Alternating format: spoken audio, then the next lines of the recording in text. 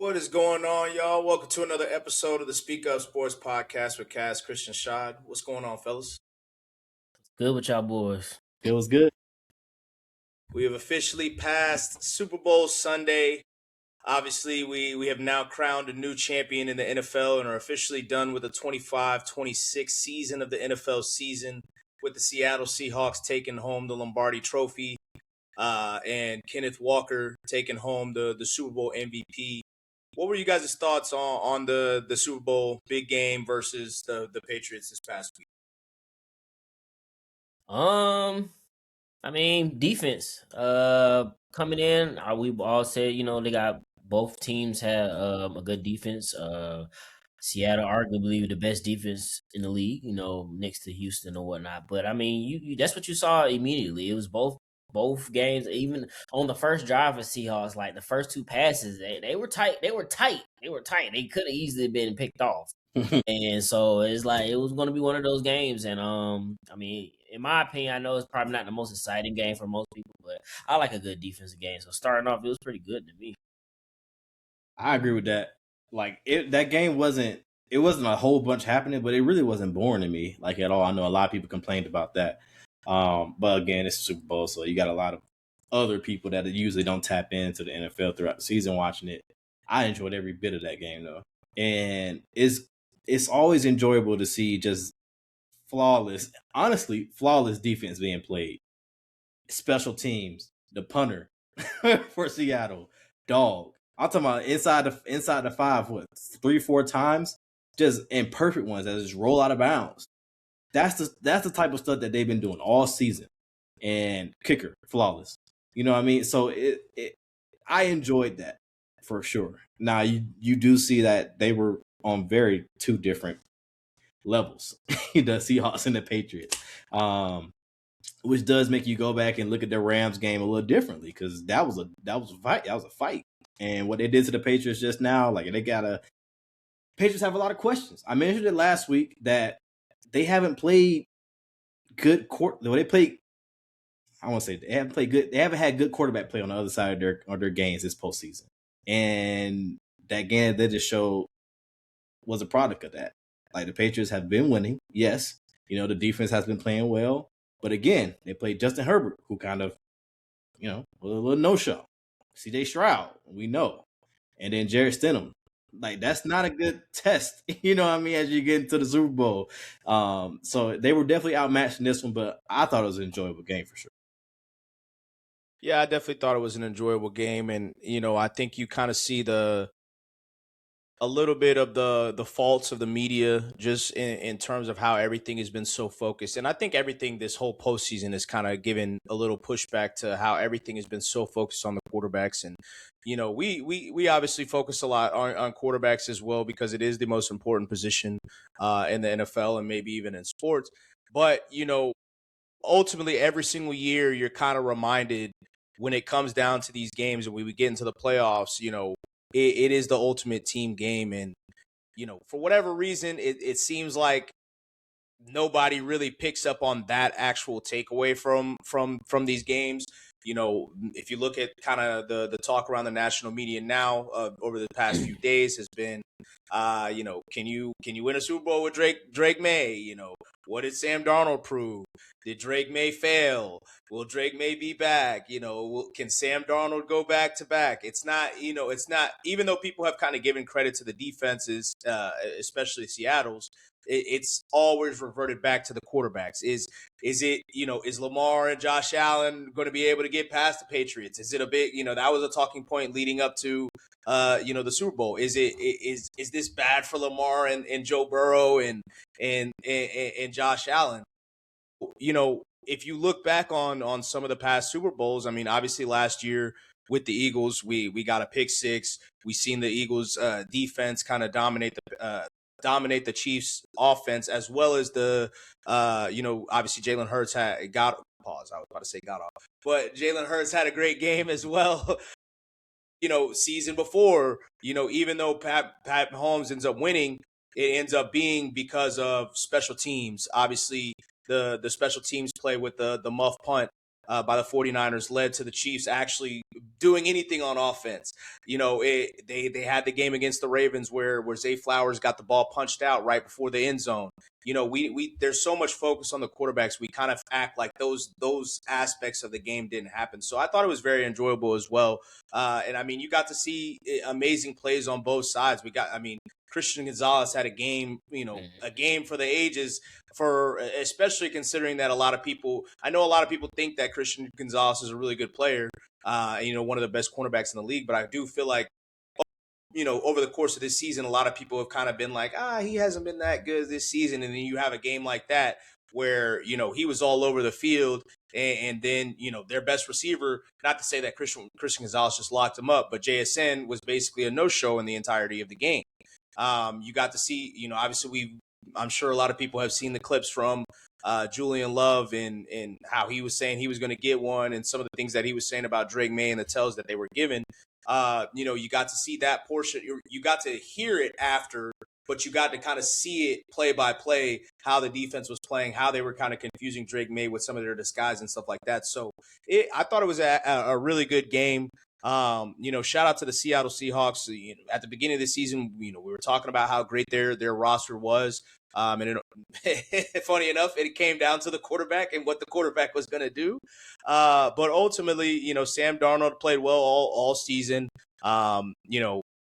I think the kind of breakthrough game for him was that second Rams game after those first couple interceptions when they were able to make their comeback. I think the light bulb kind of flipped for him then, and it's kind of been, smooth sailing for him since, even though, he wasn't necessarily great in the Super Bowl. But, I just thought ultimately it was great to kind of get also a change of pace in terms of, even though the Patriots are kind of the Patriots have been in the Super Bowl for most of our lives, it wasn't this same Patriots team that we were used to, I guess, outside of the team itself, and then maybe Mike Vrabel, even though he wasn't there for all of them. But, getting Seattle, even though it's a repeat team, they've been there 3 times in our lifetime, but it was still, once again, a completely new roster, completely new team from what we were used to. And maybe we'll kind of see that, moving forward. I think in college football, with the change in the NIL, we've seen a lot of parity, and we've seen, different teams win, obviously with Indiana winning this year for the first time, Ohio State winning last year, and then Michigan winning the year before when we were so used to SEC dominating so much. I'm wondering if now with how the defense played, especially, Seattle and the Eagles over the past couple seasons, and then really the Eagles even back, a couple more seasons when they lost the game, the Chiefs defense as well when they won against the 49ers. I'm wondering if we kind of see more of a shift where we've seen the shift where everybody's trying to hire the Shanahan tree and stuff like that. Are we going to start to see a shift where people start hiring the Jesse Minters or the Mike McDonald's and stuff like that, and kind of get more towards a balance of where, we have teams combating those types of offense. So lot to be seen as we get into the off season. But with Ken Walker winning the MVP, how did you guys feel about that? Did you guys think that it should have went to him or somebody else on the team? I mean, it should have went somebody on defense, but if it was gonna go to somebody offensively, it was gonna be Kenneth Walker, which is ironic because obviously Cass, you chose that correctly. But like by halftime, I was like, yeah, it's probably gonna go it's gonna go to him because the offense at that time it wasn't nobody to just flat out going crazy, or Sam Darnold wasn't like throwing the ball all over the field. So at that point, I was like, it's definitely going to him. But I think it should have went to defensive person, Witherspoon probably. So or the guy who I can't remember his name, but who got the pick 6. One of them. Oh, that was so. Yeah. Not surprised, but obviously, like I think I felt like after that touchdown got called back, that's why I was like, he probably not going to get it. But honestly, the way the broadcast was talking about him throughout the game, he showed great patience. Behind the line of scrimmage, they brought up, of course, like Le'Veon Bell. You talk about patience. That's the first, as the first running back, they always turn to Le'Veon. The only name. Only way they turn to Le'Veon. But that was great patience. And again, this was a very stout run defense throughout the whole year.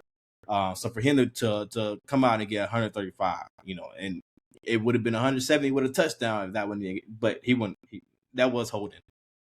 But so I wasn't too surprised. I wouldn't have been mad at a defensive player like Witherspoon, Love, anybody. But at the same time, I think they kind of X'd each other out, on that side of the ball. A lot of them guys made plays, So you looking at it like, okay, we can't pick just one of these guys. So let's go with whoever the best, one on offense was, if not the kicker or the punter.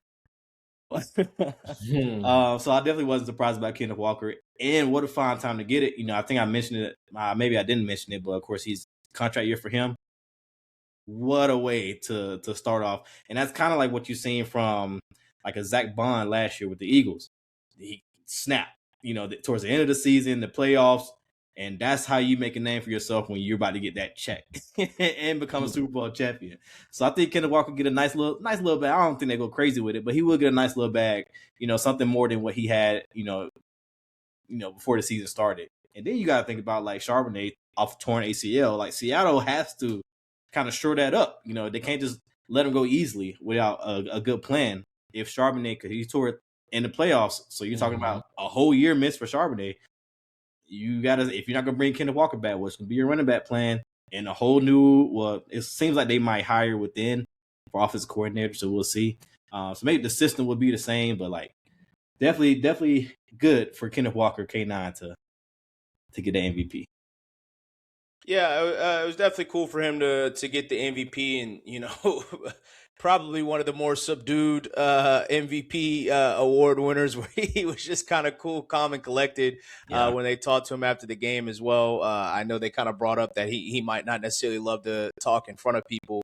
But I also agree that we both said that it probably should go to the defender going into the game, and then how the defense played. I definitely do think that, even if you have co-MVPs, maybe offensive MVP, defensive MVP, I don't know if you want to change that now, given the history that we've had. But, once again, I would love to see a shift more back to kind of focusing on the team aspect of it, and instead of just having the full focus on offense, considering that they weren't necessarily super potent offensively. And the theme of the game was, how the defenses played. So, it would have been nice to see a defensive player win, but absolutely well-deserved for Kenneth Walker. One thing that I did not necessarily like and appreciate was, once again, when we're talking about quarterbacks, typically I feel like when you win a Super Bowl MVP, you're on stage by yourself. You go to Disneyland or Disney World, wherever they went to, Disneyland, by yourself because they're on the West Coast. Kenneth Walker and Sam Darnold going there was a little like, we can just give him the love that he deserves and just let him be the MVP. Let him love, unless he asked Sam Darnold to go, I don't know. But, but even it was awkward, like, because when Maria like handed him the trophy for Super Bowl MVP on the stage, he wasn't even the last one to talk. She went to Sam right afterwards, and it's like, hold on now, like you can't even have his moment. You got instantly just take it back to the quarterback. And we need to see a little bit of a shift. I get it. The quarterback position is so important. They're the highest paid players on the team, but there are also plenty of other players on the team. And Sam Darnold himself even admitted, like, hey, I didn't have my best game. And, it's okay to show love to everybody else. And, maybe that's something that, who knows if that'll ever switch. It probably won't. But, maybe next year with Patrick Mahomes being hurt, if the quarterback play is just so happens to be down, next year, maybe they will start to focus on it. People thought that there could have been a little bit of a shift for the running backs over the past couple years with, obviously Saquon having the season that he had last year, Derrick Henry having the season he had last year, Bijan, Jonathan Taylor, Christian McCaffrey having the season he had this year. So maybe we will see. It's going to be interesting to see what Kenneth Walker kind of gets paid on the open market, if he even hits the open market. Do they try to pay him like they pay some of these other running backs like Christian McCaffrey and Saquon and whatnot? Or does he still kind of get like that middling, running back contract well, that'll be a little bit interesting. I don't know if he deserves. I'm not saying he doesn't deserve it. I don't know if his production thus far has Yeah. warranted top of the market contract, but Seattle also does have a lot of cap space going into next year, so maybe they show him love in a bonus or something like that for the first year. So we'll see. But things are going to pick up pretty fast here in the NFL. Obviously, we've got the combine coming here in a couple weeks, and basically, we're like 3 weeks away from the tampering period opening up and hopping right back into free agency. Which is so And then wild. once free agency gets here, it'll pop right into the draft, and then it'll be a little bit of hiatus. But things are going to move pretty quickly. We already got our combine attendees today. People have obviously already started dropping their mock drafts, their big boards. So a lot of NFL talk still to come over the next few weeks. But we can go ahead and kind of switch our speak up focus over to the NBA finally.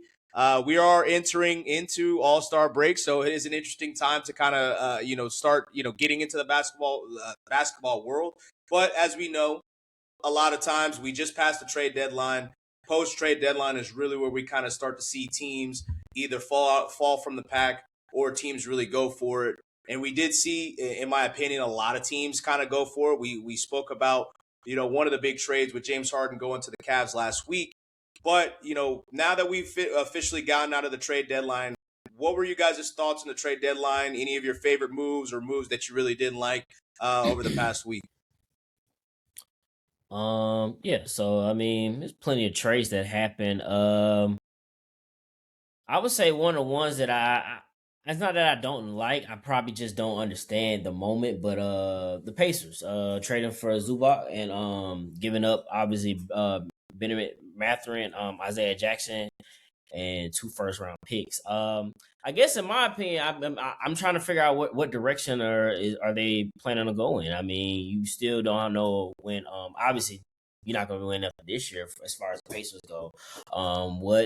What does Tyrese look like when he come back? Siakam has been playing okay, but I mean, they even with that injury, you would expect them to be a little bit better than they are this year. So, not sure how that's going to fit with them. And for LA, I mean, they got rid of Harden, got rid of Zubac. I mean, I guess when they're trying to rebuild. So I'm gonna leave that one alone. But that was one of the trades that were I didn't really care for it as much. And one I guess you could say I like, it's one of those I just want to see what it look like when they play together. That's the Wizards being able to getting Trae Young and then acquiring Anthony Davis. Obviously he's hurt, but just to see that duo work, I think that'll be exciting for the Wizards fan base in general. Maybe make play-in type of noise right now, but that's just something I will look forward to in the future. No, I got it. That is a wait and see for me. Okay. That is a wait. I mean, the Celtics have, they've changed up their whole big men. So I mean, over the past few years, and it's been something that they've been interested in. So we shall see. One that was a little questionable for me is the Hawks getting rid of Luke Kennard, which just a little questionable. I'm not saying like Luke Kennard was this big game changer, but you go out and get a Gabe Vincent who was being dangled to everybody, say reports, and you're the team that kind of takes that on. I don't know. I think Luke Kennard could have immediate kind of help for the Lakers going forward. But that was gonna be the one I talked about, Chris, that Washington trade to get AD over there. Of course, as soon as the trade happened, the report came out saying that he's going to sit out the rest of the season and prepare for next season. So cool, whatever. But I am interested to see what that looks like, and it does. We don't know exactly all the ins and outs of it, but it does feel like Anthony Davis and Trae Young have been talking because they've been linked to be a duo for years now. So they definitely have been talking. I just don't know how much or how, all of that. So I think this is something that both of them are very excited about. And for that reason, and of course, Trae is still young. young enough. So I think it could work. I'm interested to see how they build the rest of their roster, this offseason if you're Washington. But this does show us sort of a direction that you haven't really seen since you had Brad Beal there for however long, just waiting time. So I am interested to see what the Wizards look like, but I like that trade of Anthony Davis. And this shit wasn't gonna work with the Mavericks. We talked about that like when it first happened. It does look good and it could have, but it's just so much that like with Kyrie's injury timeline, it just didn't make a whole lot of sense. So like going forward after he got injured. So I'll just look for what the Wizards are doing next season. Yeah, and with Trey kind of being out himself, it seems like they're probably going to shut him down for the rest of the season. I do actually really like it. I mean, they've got a lot of young talent, especially with Alex Sarr, kind of having his breakout year, and we'll kind of see how that continues. Especially, I mean, obviously Trey Young is going to help any big men, and then like Cass mentioned, it does seem like they were. Him and AD have been kind of itching to play with each other because the Hawks, especially this year, were the heavy.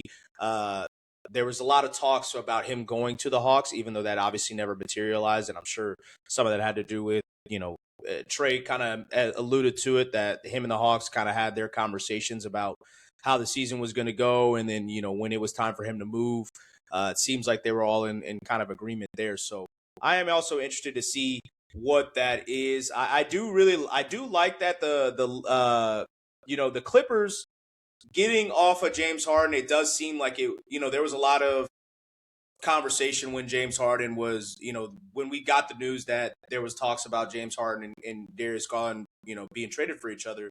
Everybody was kind of like, James Harden quitting on another team. I don't know if that was necessarily the case. It sounds like it was more so like, hey, you're not going to give me an extension. Let's go ahead and figure something else out.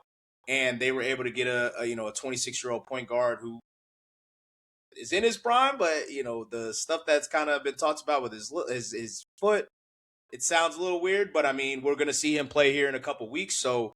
At post All-Star break. So, we'll kind of see how that is. And I do like Ben Mathurin a lot. I don't know, it seems like the Pacers, they never really felt like he was necessarily the guy. Yeah. And I felt like he could have possibly been, the second leading scorer for them and then let Tyrese Halliburton just kind of facilitate and go from there. But, I don't know. I don't know what exactly happens there.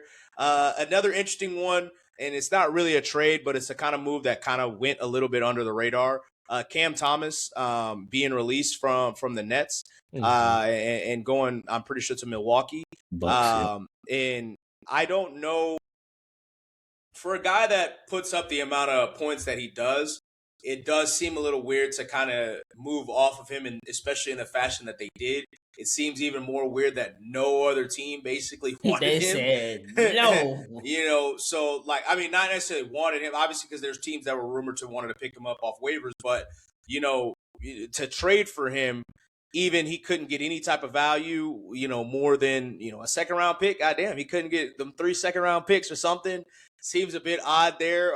Maybe it was a situation where the money just wouldn't fit for teams and stuff like that. I really don't know. But ultimately, we kind of got news about it today. And I think it's just, I don't know whether to feel I like it or whether to be like, it's whether I dislike it. But finally, the conclusion of the Kuminga saga in Golden State. Well, maybe not the conclusion, since we got another article about it today, and it seems like they have been kind of like there was clearly a disconnect between so you eat too maybe much. coach, owner, GM, somebody over there, and Jonathan Kuminga. But finally moving off of him, I do think it's kind of funny that it's just funny to see some of these teams where us as consumers can tell from off rip, like, hey, Jonathan Kuminga is not this guy that just is going to get you Giannis. Like, it was never going to happen. But they decided that they were going to keep him till the end of time instead of when he was clearly not working, instead of moving off of him. And now you get Porzingis, who, has kind of been in and out of the lineup for a few years now. has kind of been a little bit of a disappointment. Probably, definitely a big disappointment for the Hawks, but a little bit of a disappointment for some of the other teams that he's played for. And then he's got this mysterious sickness and whatnot. So I don't really know what the Warriors got going on. I don't really know. Next year there's a lot of rumors about them being interested in LeBron James. To me, a team, I obviously LeBron's my favorite player, but like a team of LeBron and Steph sounds great until you're actually playing with LeBron and Steph, and then you got Draymond on the court too. And I don't, I guess maybe Jimmy Butler's still going to be around, but a torn Jimmy Butler coming off of a torn ACL, and then sit Porzingis. If you can get LeBron on the minimum, the vet minimum. I don't really know what the Warriors where they kind of go from here. And it's kind of a fall from grace. Like it's ultimately it's time to trade Steph. Like it's okay, it's over. Like it was over that you got the championship, the fourth championship after KD left in a year that was a weird year where a lot of people were hurt.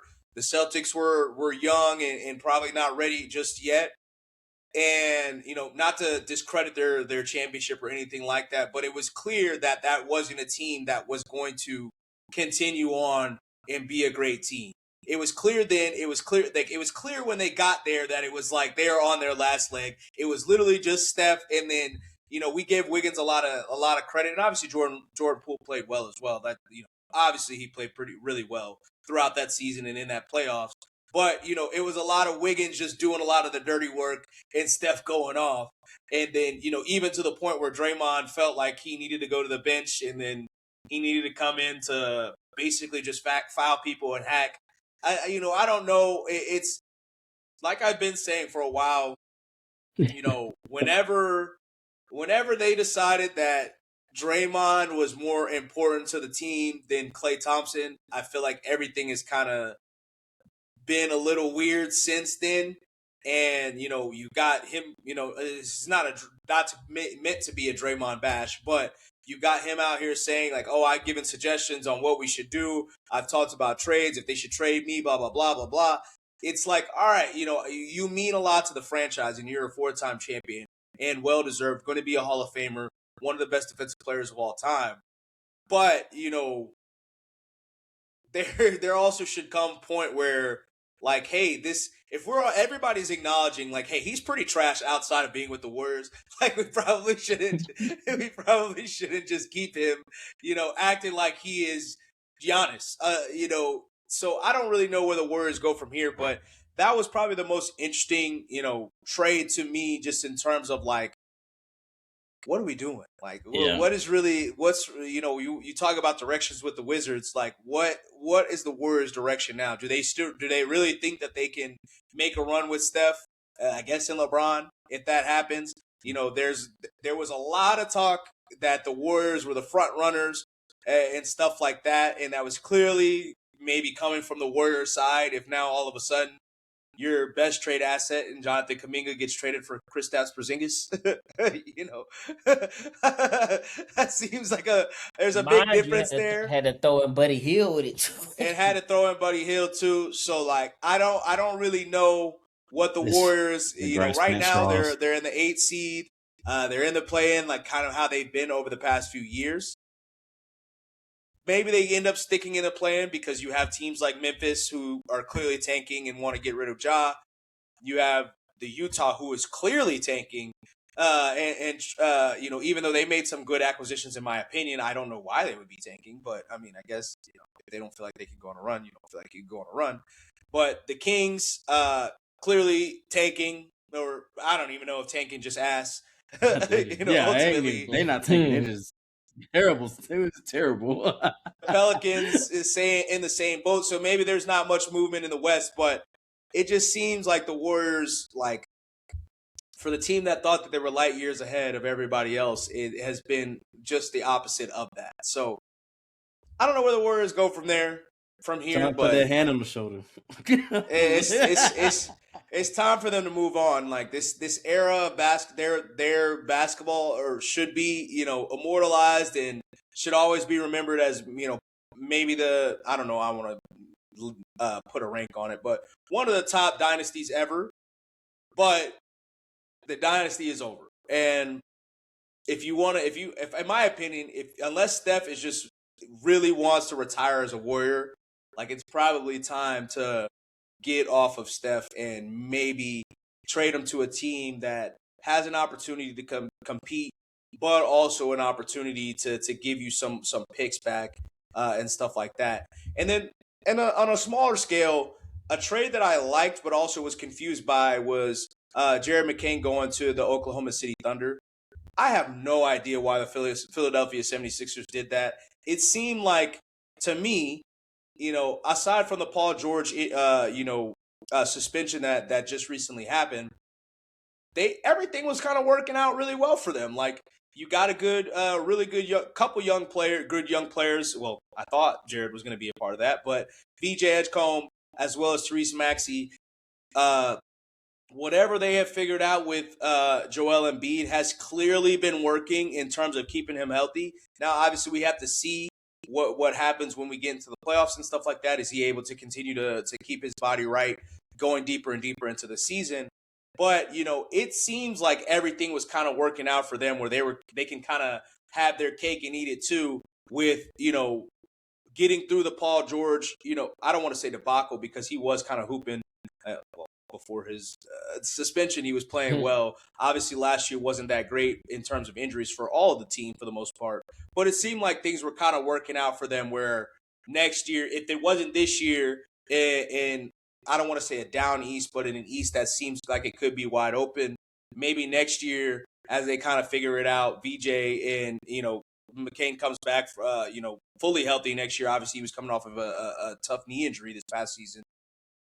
It just seemed like that was a little bit like premature, and I really don't understand why. Like, was the first round pick worth it? I don't really know. That's all it was. I think they got that first round pick so they could trade Paul in this summer. Is it really that deep to try to trade Paul? Where are you going to trade him to? And what are you going to get? I don't know. You said who? I said somebody will take. The Warriors, clearly. Honestly, yes, the Warriors. They'll take that first round pick too, I guess. Trade Jimmy Butler back. Shit. Hey, we might have found it. Trade Jimmy Butler back. He loves it in Philadelphia. Yeah, you might be right. We might have figured it out already, but that one I liked it for the Thunder, but for the 76ers, it was just like, all right, like why? Why? It seemed, or maybe they, maybe they thought he was weird. I don't know. That seems to be the conversation. Anytime people want to talk about him, I don't really care. I mean, I think he started TikToks immediately. Yeah, in OKC gear. That we're gonna see that more and more. People doing TikToks. Obviously, we've seen people paint their nails and whatnot. I mean, who really gives a fuck? But I don't know if maybe that was it, but that just seemed a little weird to me. But switching gears off of off the trade deadline, obviously we're going into the All-Star weekend this weekend with the last couple NBA games being played today and tomorrow. What are you guys' thoughts on, again, another shift in kind of the All-Star template with the USA going against the world and in kind of a round-robin format? What are you guys' thoughts on that? I mean, I guess they trying. I don't know. I mean, I understand what they're trying to do. But again, if the players are not going to, put forth the effort to play, it really not going to change, whatever format you decide to bring out for at least for the All-Star game. I mean, I'm gonna watch it, but I mean, I don't know how good it'll be, but that's my take on it. I mean, they did it last year, so I guess they feel like they did something like this last year, but obviously not how they split it up. But I mean, no wrinkle. I'm not a fan of this format. I'm not a fan of this event anymore. Just straight up, like you said, Chris. I get what they're trying to do with the wrinkle in there, and they kind of split the teams up, or at least the USA teams up, pretty much with like all the old guys and all the up and comers. And And then you got the world team, which is cool. But like again, you got SGA won't be playing, so what they put in Şengün. But you got these guys, man. They are clearly more worried about health going into this latter part of the season than actually trying to like compete. And you see that with more and more injuries. Steph is injured, won't be playing. So like it's hard for me to see these guys going like too hard.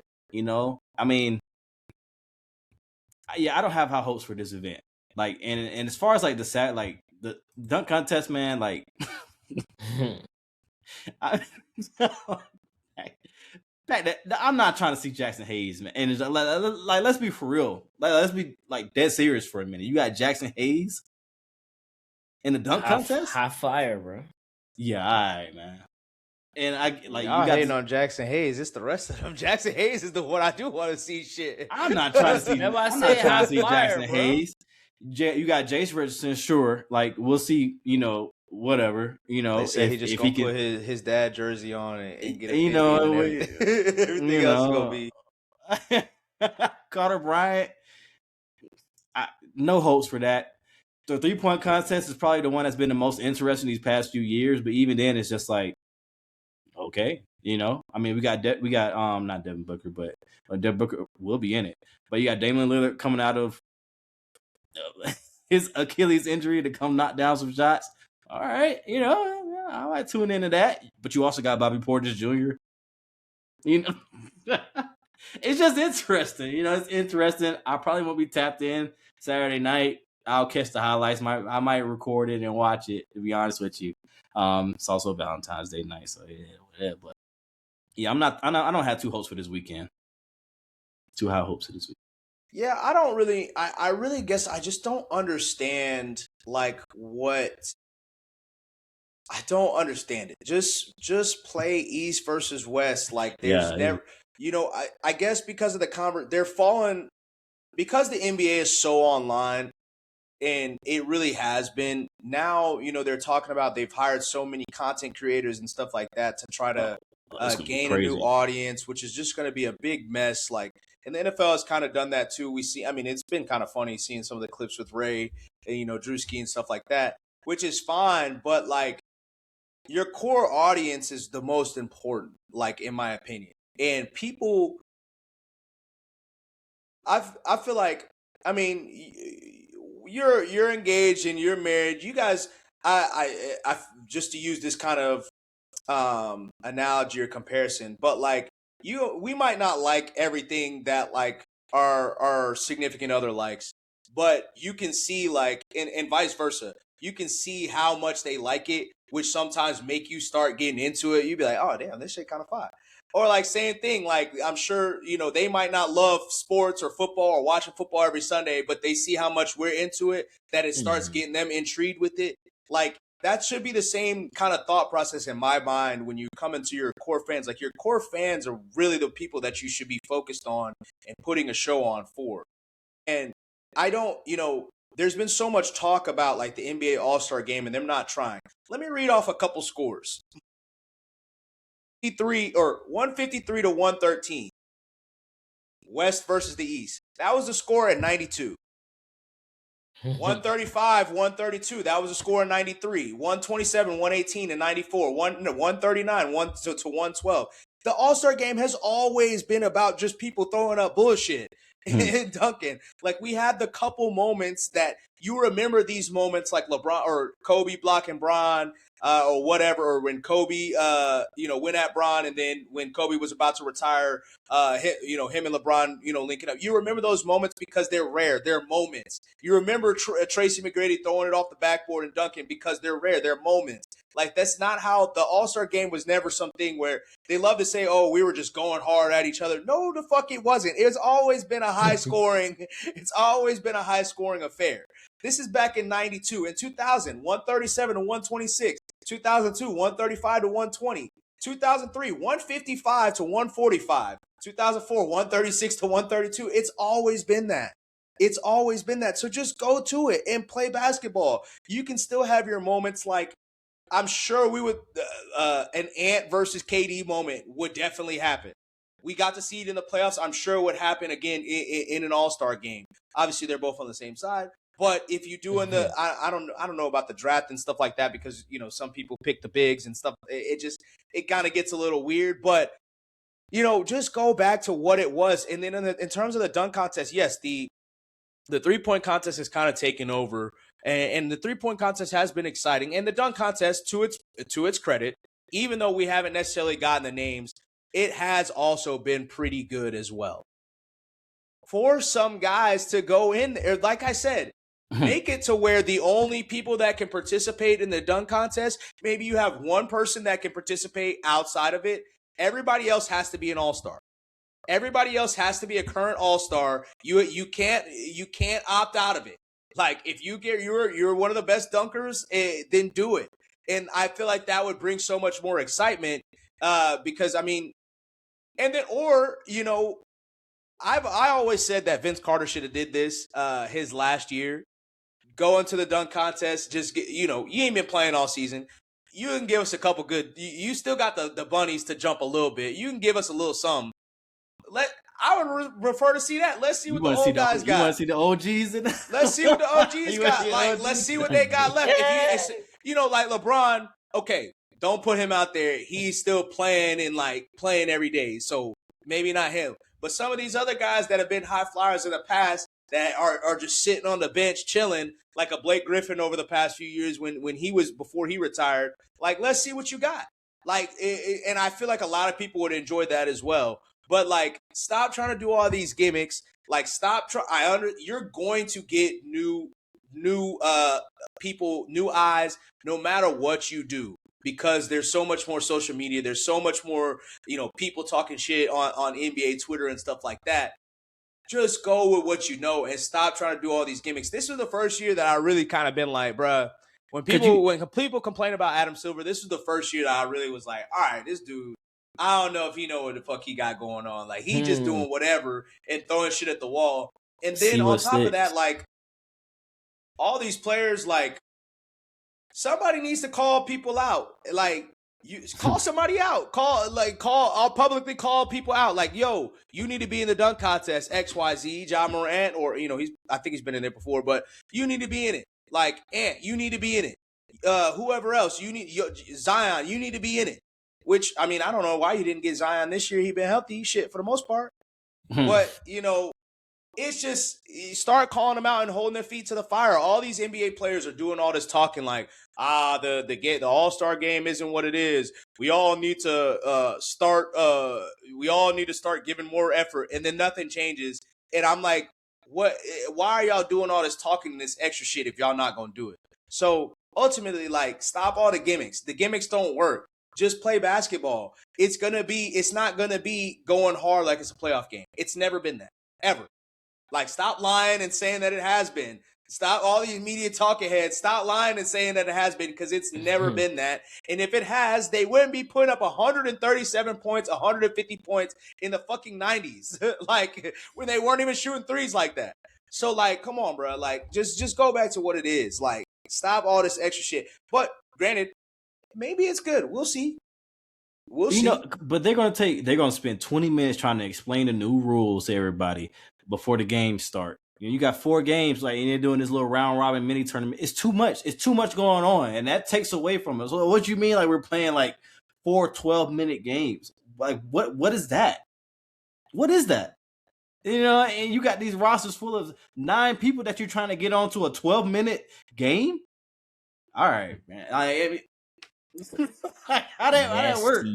How does that work? Why would you do all O-heads for the USA as opposed to a mix like that? To me, that doesn't really. Obviously, you want to see some of the guys play together, but it would be cool to see the team of old or go mix with some of the new people. I just don't. I don't know what the thought process is. They want to see Steph, KD, and LeBron play together. That's got really our moment with that. We got the moment already. They're gonna keep pushing it that way. You don't want to put in. You don't want to put in Maxey with KD or Maxey with Bron, Jalen Johnson with Steph. I don't know, man. I don't know, man. It's they gotta figure it out, and it's okay. Like, stop trying to, like I said, stop trying to come up with all these gimmicks. Now, I will say, a few years ago when they had the going to a certain score, I thought that it was pretty good. The fourth quarter always ended up being pretty good in my opinion. Though you were getting real, like, people going at each other and real basketball in the fourth quarter, or the last whatever, when it was a certain score. And I think the last time we had it was maybe in Cleveland when they had the top 75 or whatever. But And they I don't. stopped that. Why? Like, why? It was great. And now Like, that's the one. And the funny thing about it is that's the one that you keep marketing. That's what you're marketing now. You're marketing that game. So why stop it? It just doesn't make sense to me. And they haven't even been talking too much about the All-Star game and You really just in haven't. general. Like, it's like they're almost trying to hide it. Like, they're scared to talk about it. It hasn't really been promoted. It seems like that's kind of been what it's been over the past couple years, where it hasn't been necessarily promoted very much, and then it just pops up on you, and it's like, oh, we going on All-Star weekend, like, cool. I don't know, man. I don't know. Maybe they'll surprise us with some of the dunk contests. Maybe some guys will come out and do it, but even these guys that are coming out and publicly saying no to the dunk contest, like, why? Why don't you press them? Like, why don't you want to do it? Why you going on all these dumbass podcasts? You going on, well, PG, I guess his might be done, but Draymond, all the smoke. Oh, you guys, all these NBA podcasts, press them. Why don't you want, if they're so willing to talk to you about everything else, why don't you want to do the dunk contest? And publicly ask them, what can we change to get you on? Pay it forward, like all these old heads like to say, we want to pay it forward, pay that forward. Give us that as fans and what we deserve to see. So I don't know, but NBA's got to figure it out, and this needs to be the last year for this world shit. Like, it's okay. Yeah, I understand that there's a lot of foreign players. I understand that. They are going to garner new eyes regardless, because people from their countries want to see that. We and us that are diehard NBA fans or diehard basketball fans want to just see good basketball, even if it's sometimes some bullshit where they're just throwing shit up or throwing it off the backboard. I mean, it's the All-Star game. Nobody was ever expecting them to go hard. Like, come on, bro. Like, fix it. Adam Silver, you on a hot seat. Dead ass. You on a hot seat, dog. Like, what the fuck? Like, what we talking about here, bro? That shit is crazy. It's crazy, man. Like, this world shit gotta stop, man. We gotta stop. Nah, this world team is nice. It is. But still. It is. And even then they got Karl Anthony Towns, weak ass. He barely the world. Like, you gotta force it. Like, come on, dog. Like, yeah. I don't know, man. Jamal Murray, barely the world. Like, come on, man. Like, I don't know. But before we do head off into the All-Star break and into the real part of the NBA season and a little bit more we'll talk about next week, let's go ahead and set the table for where things are today and where things could possibly get as we get into the playoff and the playoff race. So in the Eastern Conference, obviously we've had the Detroit Pistons having a phenomenal season as the 1 seed.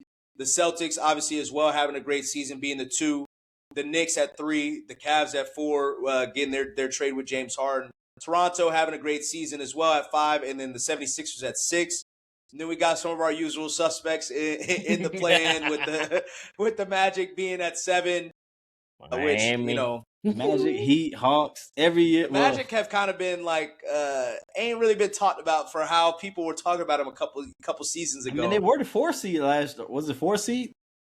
3 seed? Last year they was. Last year they was. No. Last year they were like the 7 seed. Six or before 7 that. seed.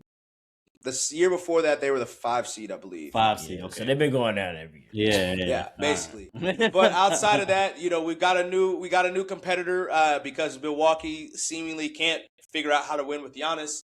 And the Hornets, finally maybe figuring some things out. So, are anybody in the play-in that you think that can make some noise from the Eastern Conference, at least in the first couple rounds? Nah.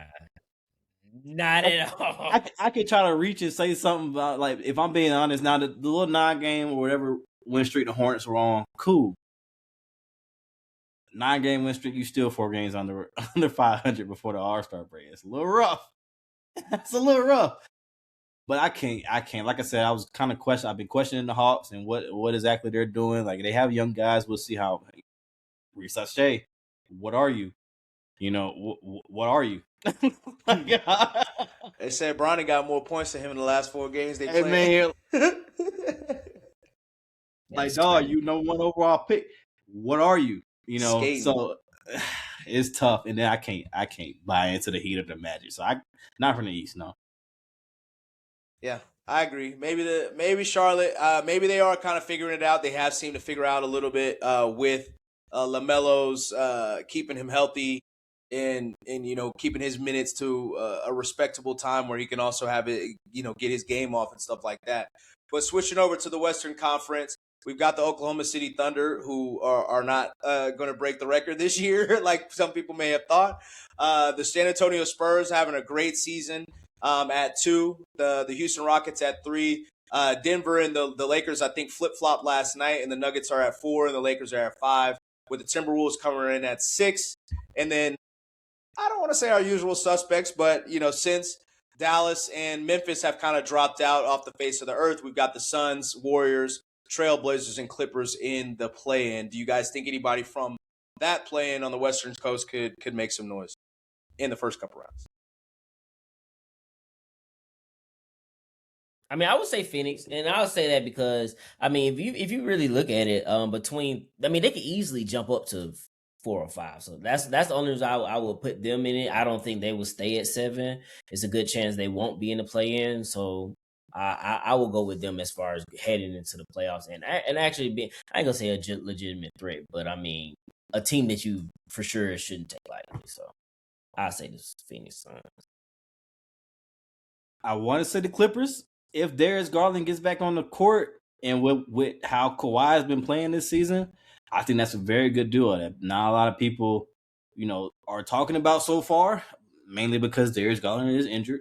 But if he does come back after the All-Star break, why can't the Clippers go on a little? They got some ground to make up a little bit, but I feel like they could be one of those sneaky teams. Now, again, if you are just scratching, you get to 8 or 7 by the end of the season, you go against the Spurs or the Thunder, and it's it get a little rough. But if for some reason, the Rockets, I feel like they could be got. I feel like they could be got. I'm just throw it out there. So that's the one I'll kind of say. Yeah, I'm also rocking with the. I would have 100% rocked with the Clippers if Zubac was there. But I do think that not only Kawhi has been excellent all season.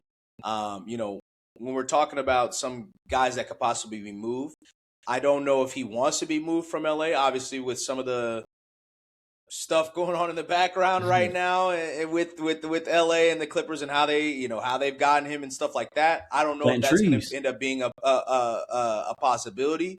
But I do think that Kawhi might be a bigger name, especially if they can keep him healthy, than LeBron, than Steph, that could go to a team and really make some noise. So I guess I'm gonna go with the Clippers in this one because, like I said, I don't respect anything about what's going on with the Warriors. I don't think the Warriors are good. They're also a team that's kind of floundering. I think they're like 4-6 in their last 10 games. So the Trailblazers, it seems like, to credit to them, given because that has something that hasn't been talked about really at all with Chauncey Billups and the stuff he has going on, or maybe not going on anymore, who knows?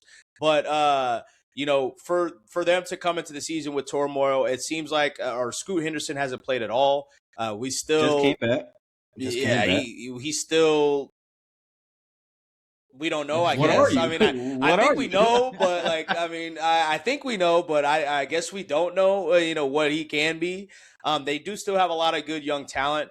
But maybe they're just a year away, but they could possibly be a team next year. I mean, you get Dame back, maybe they want to trade some of those young guys over to the Clippers and bring in Kawhi, and I ain't saying trade like 6 guys, but if you can get off one or two, maybe that's a team that could be a little bit viable next year.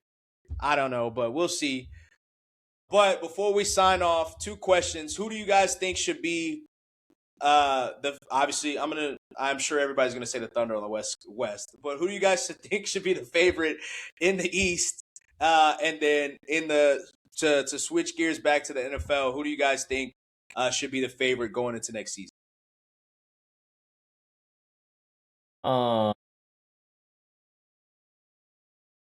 Yeah, I mean, I just feel like you have to go with Detroit. I know they're a younger team, but I mean, they have been steady in where they had been at this year. They have not relinquished the lead of the 1 seed one bit. Every time they play a top team, they give them their best ball, and I feel like, I mean, they earned it. So I would say Detroit. And for next year's favorite for the NFL,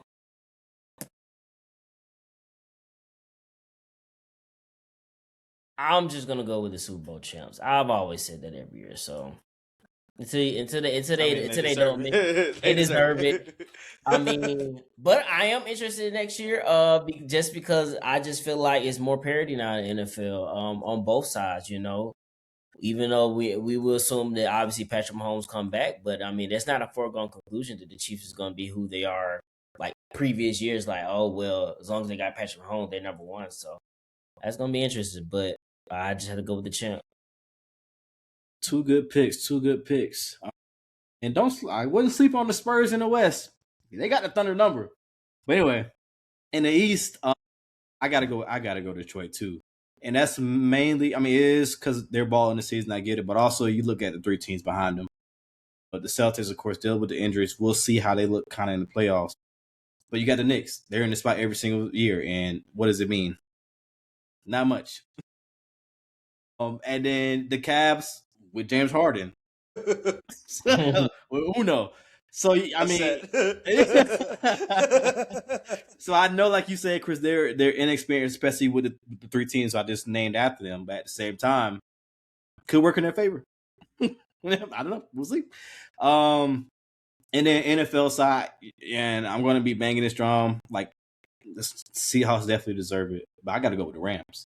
I mean, you look at this team, they got an MVP, Matt Stafford confirmed at NFL Honors that he's coming back. Well, don't make that face, man. They got 2 first-round picks this season.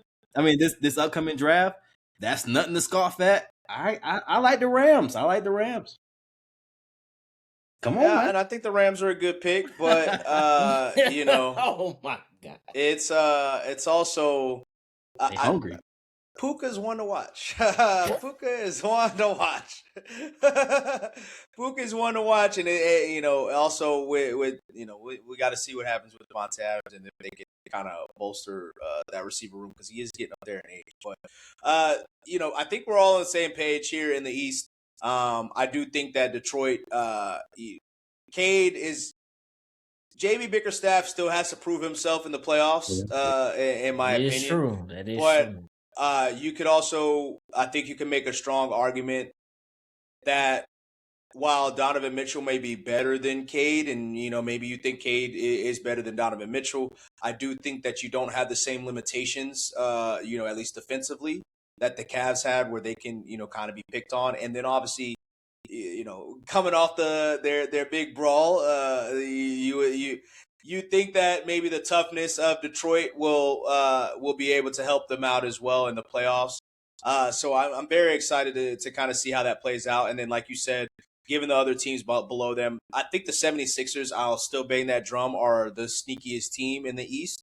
But, you know, Knicks being at, you know, that supposedly the Cavs and the Knicks were supposed to be the favorites coming in. And the Knicks, it seems like people are slowly kind of turning on Jalen Brunson a little bit in terms of his play style. And then obviously people feel the way they feel about Cat regardless. The Celtics, what he do, boy. The Celtics have proved a lot wrong, myself included, in terms of their record this season. But they have a lot to prove in the playoffs as well, especially if Jason Tatum doesn't come back. The Cavs, James Harden. Enough said. So, I mean, not even just James Harden, all of them pretty much have stuff to prove as well. So it's I do think that the East is going to be, and really the playoffs in general, because I know the Thunder have been kind of rolling, but they have kind of slowly gotten more back down to the pack. And then, like Cass said, like, you know, the Spurs have their number, and, you know, Wemby is the ultimate wild card that can, you know, fuck everything up, really. We seen him last night go for like 25 in the first quarter. So, you know, he can kind of mess everything up. But I do think that so long as these teams stay healthy, we are in store for a great close to the season, and a great playoffs. But we will kind of see how that goes in the NBA. And then I'm going back to what I know. I'm going with Baltimore. I knew I'm it. going with Baltimore. I knew you was gonna say I'm that. going with They be Baltimore. calling him, boy, I Green just Goblin think mask. I think hopefully they will finally put some real receivers in that room outside of Zay Flowers. I think Rashad Bateman got to go based on what happened this offseason. But I think Jesse Minter being there kind of gets them back to their roots where you know, defense will kind of, you know, be a little bit of the focus, and then offense can kind of do what they usually do. I do think that they're going to have to pick up a running back as well, just given that Derrick Henry just keeps getting older and older. But Ravens, Seahawks, you know, early Super Bowl pick for this season, and that would be that would be a fucking game if they do get to that. But you know, kind of like Chris said, I do think the Seahawks deserve their respect as well. But I still need to pull it full circle back to the start of the podcast.